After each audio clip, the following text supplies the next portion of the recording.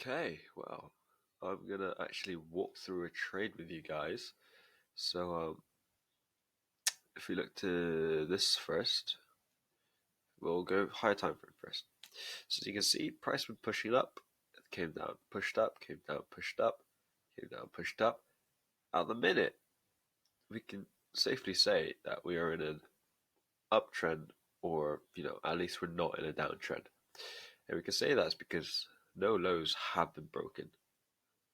And this is usually the low that if price did break below, I'll be starting to look at sells. So basically, we were looking for upside.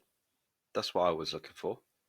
And as you can see, every time price came down to this zone, pushed off, straight up, up and up, right?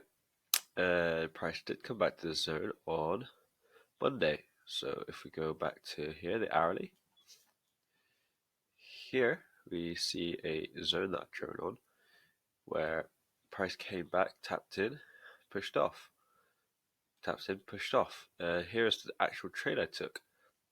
So if we go back to before London opened, right, and we go to the 5 minute, this was, yep, just before London opened. And here is Asia high, roughly, somewhere like here. So anyway, what happened was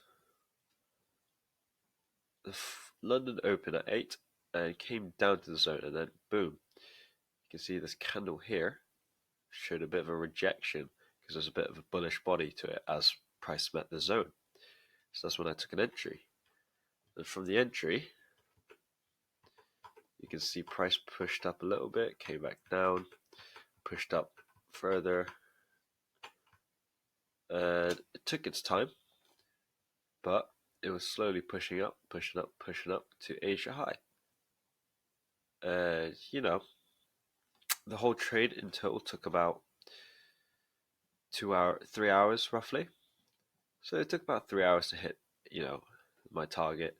But I wasn't sat here the entire time. I was often eating my breakfast, doing something.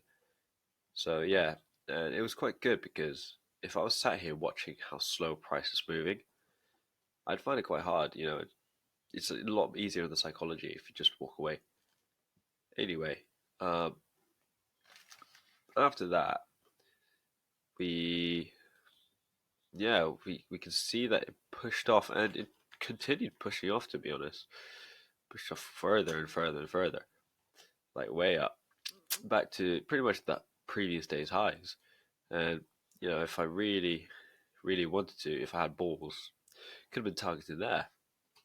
Could have gotten a lot bit more of the movement than I did catch because I only was targeting Asia high. So after that, let me show you something interesting as well. So have you seen when price tapped into the zone, right? After it taps into the zone, right, you see a big bullish body. What do you notice about them? Well, if I hover over this one, you can see it's 10 a.m.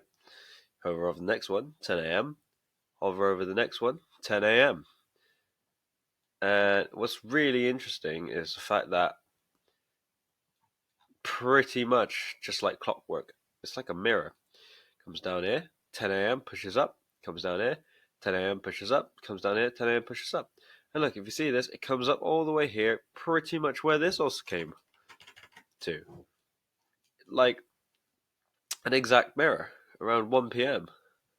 And then here again, it peaked around 1 p.m. as it kept pushing up. It's like identical.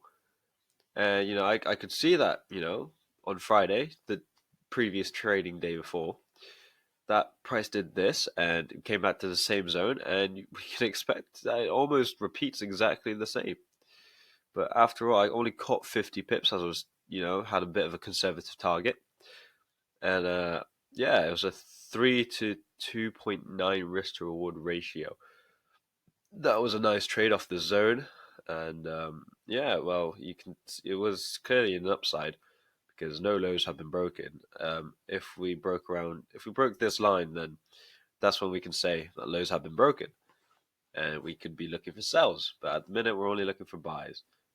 But yeah, I know it's a quick trade just to show you guys. And yeah, if you want to see all the stats to it, I'll leave my FX book in the description.